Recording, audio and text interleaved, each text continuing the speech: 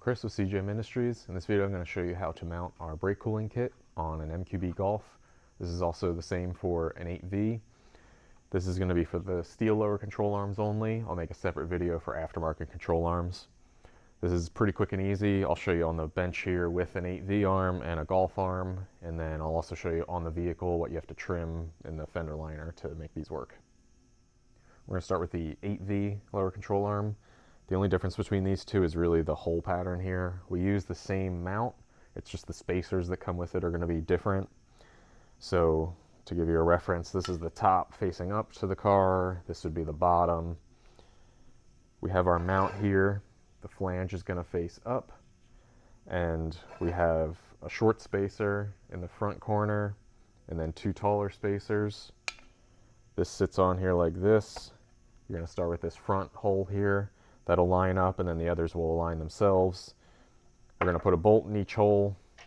On the back you'll see that hole is oversized. We include a washer for that one and then a nylock nut. That's all there is to mounting on this part. I'll show you the Golf as well. So this Golf is the other side of the car. Again, this is the top.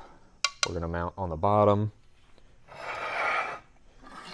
You'll see the spacer is different on this. We have this arched spacer, and these have a little bit of a lip on the top, so that's going to face up. It's going to sit in these holes because these are all oversized holes, and that helps set alignment here. So the same idea, we're going to use this outermost hole as our starting point, and then the others will align themselves. Again, we'll put a bolt in from below on the top. We have a washer for the back two positions, and then a nut. Front one's just going to get a nut. These are all nylocks. The spacers are plastic. This is really just to isolate it, to make it not make any noise. These don't have to be torqued super tight. You're just trying to get this to hold the thing together without rattling. You'll see on the control arm mounting plate, we have hex shank rib nuts already set in here, two different height positions. When you install these, we include a bolt with a split washer and then a fender washer that's going to go through the shroud and then into that. This will be tipped at an angle so that the inlet is down close to the ground, the outlet is pointing up towards the caliper. Our notch right here is the top, so you'll know that this one is the outside facing the driver's side if you're looking at it from the front. Other side's going to be a mirror image. We do suggest removing this part from the car when you're trailering or driving to and from the track. The likelihood of you hitting this on something on the road is a lot higher, so don't damage this part. This can stay on the car. It's tucked up pretty high. You're not going to lose a ton of ground clearance. You can still daily drive with that on there. Now I'll show you how this goes onto the car. So under the car, this car does have our chassis mounted splitter up here. I have the belly pan off so you can see better. We have the bracket mounted and the duct, or the deflector. We do have to trim the edge of the fender liner here.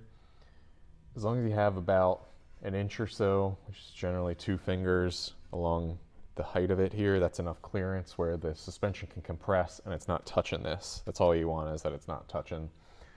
I have this in the lower position right now. I have about, let's say, 2 inches on the bottom here to the ground.